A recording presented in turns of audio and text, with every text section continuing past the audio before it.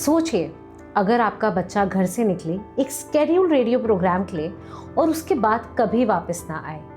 26 अगस्त 1978, न्यू दिल्ली। इस केस में कोई चेज नहीं था, कोई हाई प्रोफाइल कॉन्स्पिरेसी नहीं थी, कोई पॉलिटिकल एंगल नहीं था।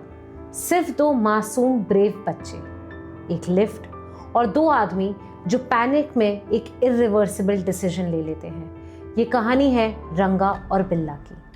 Welcome to the crime show.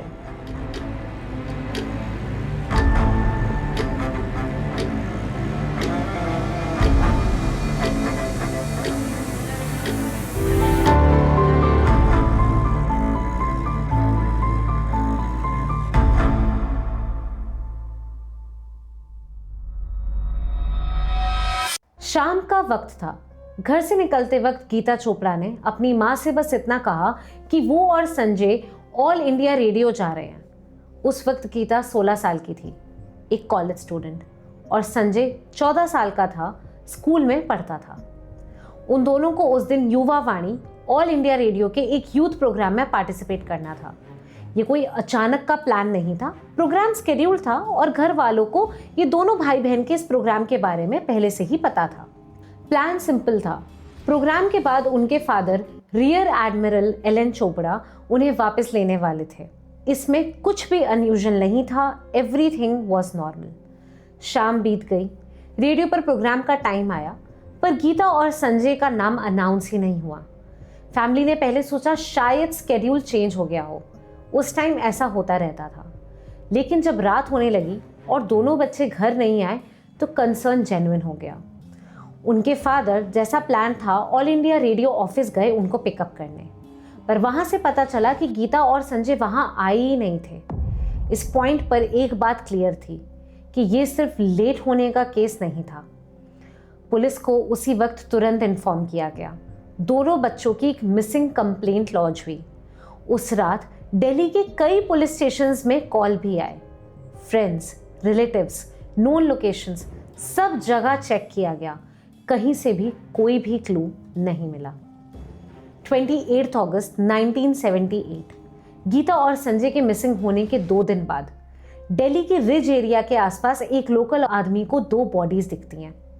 Police को इन्फॉर्म किया जाता है और जब वहां पुलिस पहुंचती है तो बॉडी ऑलरेडी डीकम्पोजिशन स्टेज में होती हैं, दोनों की दोनों बॉडीज। 2 दिन का टाइम निकल चुका था। आइडेंटिफिकेशन ईजी नहीं थी, पर केस सॉल्व करने के लिए गीता और संजय के पेरेंट्स को बुलाया जाता है। Clothes, personal details, physical features, इन सब के बेसिस पर एक बात तो इस्टेब्लिश हो जाती है, बॉडीज गीता चोपड़ा और संजय चोपड़ा की हैं। इस पॉइंट पर केस ऑफिशियली कन्वर्ट होता है from missing persons to double murder. अब सवाल ये था कि उनके साथ क्या हुआ था और किसने किया था। पोस्टमार्टम में डीकम्पोजिशन के कारण सब कुछ क्रिस्टल क्लियर नहीं था, लेकिन ये कंफर्म था कि ये डेथ्स नेचुरल डेथ्स नहीं थी। According to publicly available records, 26 अगस्त 1978 को शाम के करीब 6:30 बजे न्यू दिल्ली के एक बिजी स्ट्रेच पर एक लोकल रेजिडेंट अपने स्कूटर पर ट्रैवल कर रहा था। उसी वक्त उसकी नज़र एक मस्टर्ड कलर्ड फिएट कार पर पड़ी। कार चल रही थी, लेकिन उस कार के अंदर जो हो रहा था वो नॉर्मल नहीं लग रहा था। कार के फ्रंट सीट पर ड्राइवर था। उस ड्राइवर के बाल एक लड़की जोर से खींच रही थी। रियर सीट पर एक लड़का पैसेंजर के साथ हाथापाई कर रहा था।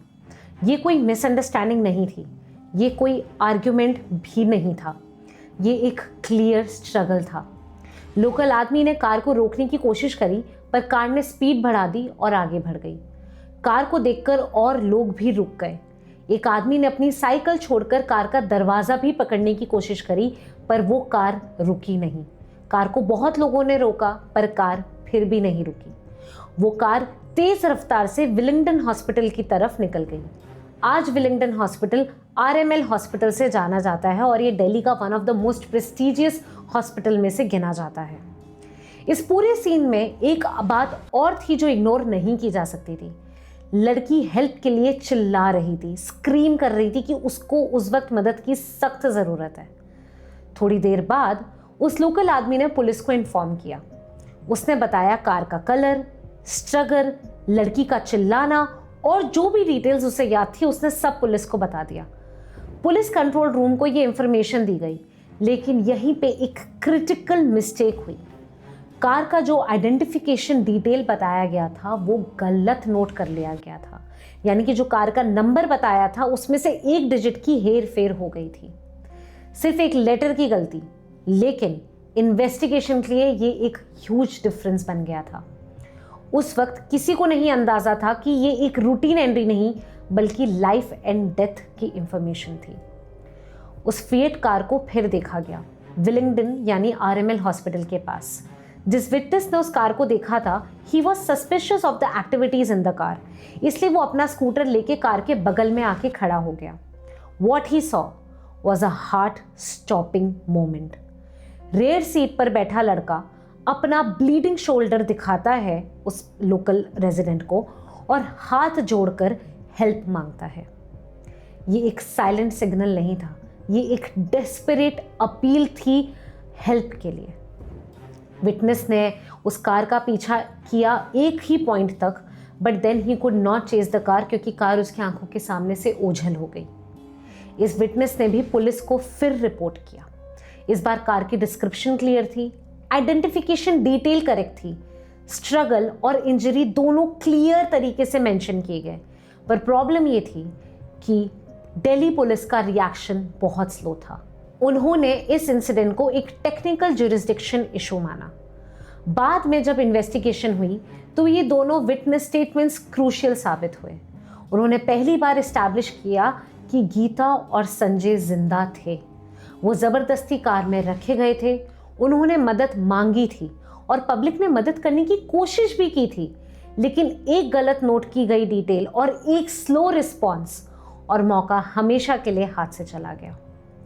पुलिस ने अब इन्वेस्टिगेशन का फोकस शिफ्ट किया और सबसे स्ट्रॉन्ग लीड वही थी, the fiat car.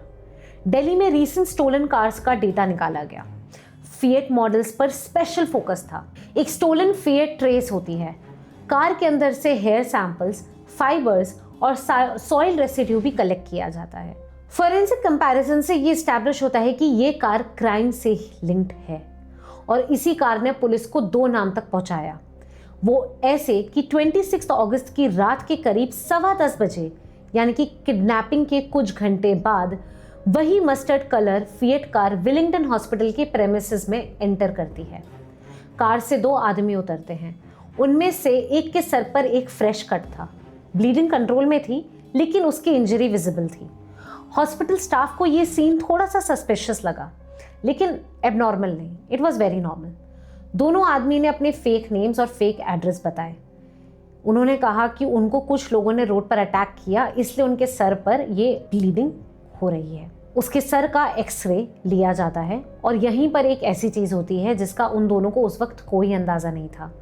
X ray plate को हैंडल करते वक्त उनमें से एक आदमी अपनी उंगली का निशान छोड़ देता है, फिंगरप्रिंट, जो एक परमानेंट, इनविजिबल बट एक अनडिनाइबल प्रूफ है। जब इन्वेस्टिगेशन आगे बढ़ी तो विलिंगडन हॉस्पिटल का रिकॉर्ड भी उठाया गया और तब एक चीज़ पुलिस को रोकने पर मजबूर करती है।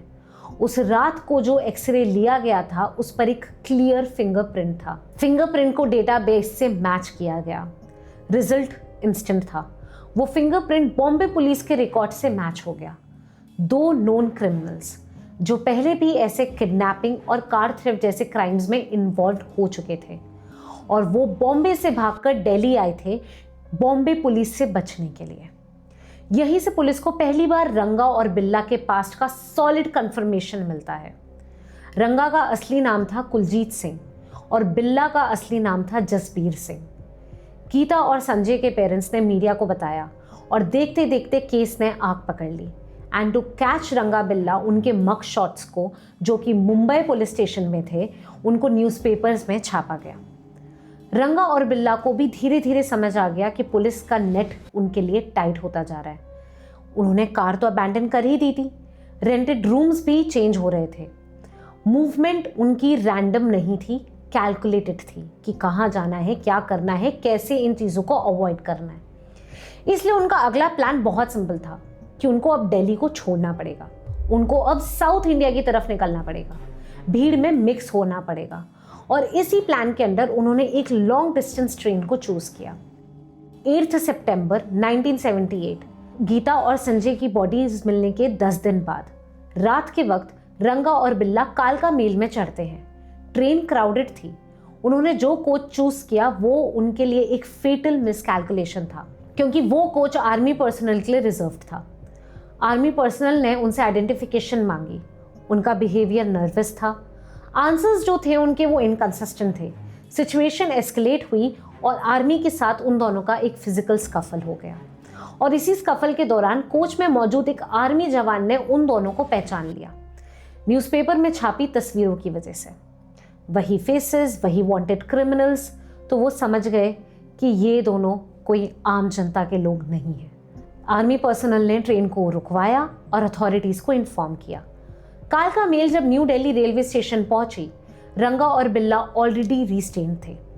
आर्मी पर्सनल ने उन्हें दिल्ली पुलिस के हवाले कर दिया। अरेस्ट के बाद उनके बैग सर्च हुए, जिसमें से एक तलवार उन्हें मिली। साथ में उनके ब्लड स्टेन्ड कपड़ों को भी फॉरेंसिक लैब भेजा गया फॉर टेस्टिंग। एंड ये भी नोटिस किया गया कि बिल्ला के फोरहेड पर एक इंजरी थी and was matching with the hospital records. According to the court records which were based on their confession, Ranga पहले एक ट्रक ड्राइवर था, बाद में टैक्सी चलाने लगा। बॉम्बे में ही उसकी पहचान बिल्ला से हुई थी, एक कॉमन कॉन्टैक्ट के थ्रू। बॉम्बे में ही दोनों ने पहली बार एक बच्चे की किडनैपिंग की, टैक्सी का यूज करके। उस बच्चे को कुछ टाइम रंगा के घर पर रखा गया, फिर छोड़ दिया गया। इसी पीरियड में रंगा को बताया गया कि बिल्ला एक नोन क्रिमिनल है और उसका नाम पहले भी कई मर्डर्स से जुड़ चुका है। जब वो कॉमन कॉन्टैक्ट अरेस्ट हुआ, दोनों को लगा कि पुलिस तक उनका नाम भी पहुंच सकता है, इसलिए उन्होंने बॉम्बे से भागने का डिसीजन लिया। बॉम्बे से निकलकर दोनों ने सूरत, अहमदाबाद और फिर दिल्ली का रूट लिया। दिल्ली पहुंचकर उन्होंने गाड़ियां चुरानी शुरू की, और उन्हीं कार में से एक कार को इस क्राइम के लिए यूज़ किया गया था। गाड़ी का नंबर बार बार बदला गया। उनका प्लान सिंपल था लेकिन डेंजरस। उनका प्लान था कि किसी भी कपल को किडनैप करना है, उन्हें उनके घर तक ले जाना है और घर लूटकर भाग जाना है। कुछ दिन तक वो गाड़ी लेकर घूमते भी रहे, लेकिन उन्हें कोई भी सूटेबल टारगेट या कोई भी सूटेबल कपल नहीं मिला। 26 अगस्त को पूरा दिन घूमने के बाद उन्होंने 2 बच्चों को देखा। बच्चे इंग्लिश में बात कर रहे थे, वेल स्पोकन थे। उन्हें लगा कि ये दोनों बच्चे तो रिच फैमिली से होंगे। उनको लिफ्ट ऑफर की गई और उन बच्चों ने एक्सेप्ट कर ली। कार के अंदर आते ही बिल्ला ने अंदर के डोर हैंडल्स लूज कर दिए ताकि बच्चे निकल ना पाए। जब बच्चों को समझ आया कि ये नॉर्मल राइड नहीं है, तो उनके बीच में एक आर्ग्यूमेंट शुरू हो गया। बिल्ला ने बच्चों को डराने के लिए छोटी किरपान दिखाई। संजय ने उससे छीनने की कोशिश करी, जिस स्ट्रगल में उसका शोल्डर इंजर हो गया। बच्चों से पूछा जाता है कि उनके पेरेंट्स क्या करते हैं, और फिर जब बच्चे बताते हैं कि उनके फादर एक नेवल ऑफिसर हैं, रंगा फिर कहता है कि इसमें पैसा उनको नहीं मिलेगा और इन बच्चों को वो छोड़ देते हैं। बट बिल्ला ने कहा कि उस लड़की को यानी कि गीता को एक फेक रॉबरी में यूज़ करेंगे, उसके बाद इन दोनों बच्चों को छोड़ देंगे। पर यह बात सिर्फ और सिर्फ कहने के लिए थी। गाड़ी एक कच्चे सुनसान रास्ते पर ली जाती है। संजय को यानी कि उस लड़के को गाड़ी से उतार कर कुछ दूर ले जाया जाता है। कन्फेशन के मुताबिक रंगा को फोर्स किया जाता है कि वो संजय पर तलवार से अटैक करे। एक वार के बाद रंगा रुक जाता है। बिल्ला किरपान छीन लेता है और बार बार संजय के ऊपर उस किरपान यानी कि तलवार से वार करता है। संजय वहीं मर जाता है। इसके बाद जब रंगा ब्लेड साफ कर रहा होता है, बिल्ला गीता के साथ जबरदस्ती करता है यानी कि उसे सेक्सुअली मोलेस्ट करता है। फिर रंगा को भी फोर्स किया जाता है कि वो गीता के साथ जबरदस्ती करे। गीता ने मौका मिलते ही किरपान उठाकर बिल्ला के सर पर वार किया और भागने की कोशिश करी। रंगा उसे पकड़ लेता है एंड देन जब गीता आगे चल रही होती है तब बिल्ला पीछे से अटैक करता है और उसे भी मार देता है।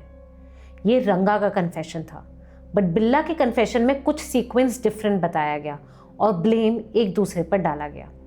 लेकिन दोनों कन्फेशंस में कोर फैक्ट सेम थे। किडनैपिंग जो थी वो प्लान्ड थी, गाड़ी चुराई गई थी, बच्चों को जबरदस्ती रखा गया, संजय और गीता दोनों को मारा गया। क्राइम के बाद सबूत मिटाने की कोशिश हुई। कोर्ट ने यह माना कि ये कन्फेशंस चाहे रिट्रैक्ट ही क्यों ना हुए हों, लेकिन उनके डिटेल्स एविडेंस से मैच कर रहे थे। जब इन्वेस्टिगेशन कंप्लीट हो गई और पुलिस ने अपना चार्जशीट फाइल कर दिया, केस ऑफिशियली ट्रायल स्टेज में एंटर हो गया था। दिल्ली के सेशंस कोर्ट के सामने रंगा और बिल्ला को प्रोड्यूस किया गया। उनके ऊपर मल्टीपल चार्जेस लगे। कोर्ट के लिए ये सिर्फ एक मॉरल केस नहीं था, ये प्रूफ बियॉन्ड रीजनेबल डाउट का केस था। एडिशनल सेशंस जज ने दोनों को कॉन्विक्ट किया और डेथ सेंटेंस सुनाई। कॉन्विक्शन के बाद दोनों ने दिल्ली हाई कोर्ट में अपील फाइल की। हाई कोर्ट ने पूरा रिकॉर्ड दोबारा देखा और 16 नवंबर 1979 को ट्रायल कोर्ट के जजमेंट को अपहोल्ड कर दिया गया। डेथ सेंटेंस कंफर्म हो गई। उसके बाद उन दोनों ने सुप्रीम कोर्ट का दरवाज़ा भी खटखटाया। 21 अप्रैल 1981 को सुप्रीम कोर्ट ने अपना फाइनल डिसीजन दिया और उनका डेथ सेंटेंस फाइनल हो गया। इसके बाद there was no escape, no petitions. 31 जनवरी 1982 को तिहाड़ जेल दिल्ली में एग्जीक्यूशन प्रोसीजर फॉलो किया गया। रिपोर्ट्स के मुताबिक बिल्ला शांत था और रंगा ने रेजिस्टेंस दिखाई। उनकी बॉडीज को उनके किसी भी रिलेटिव या रिश्तेदार ने क्लेम नहीं किया। गीता और संजय के नाम आज भी इसलिए याद रखे जाते हैं क्योंकि उनकी मौत के बाद लॉ ने अपना पूरा प्रोसेस फॉलो किया। एविडेंस को प्रायोरिटी दी गई और जस्टिस डिले के बाद ही सही पर कंप्लीट हुआ। To honour these kids, Indian government ने इनके नाम ब्रेवरी अवार्ड्स रखे हुए हैं, the Sanjay Chopra award and the Geeta Chopra award. और इन दोनों को खुद को 5 अप्रैल 1981 में द कीर्ति चक्र अवार्ड से नवाजा गया। ये कहानी सिर्फ एक क्राइम की नहीं है, ये एक रिमाइंडर है कि एक गलत डिसीजन, एक गलत लेफ्ट और कुछ घंटे पूरी जिंदगियों का हिसाब बदलते हैं। अगर आपको ये एपिसोड अच्छा लगा हो तो please like this video and subscribe to TCS the crime show. Comments में बताएं आपको इस केस का कौन सा एस्पेक्ट सबसे ज्यादा डिस्टर्ब करता है। Stay tuned, stay curious.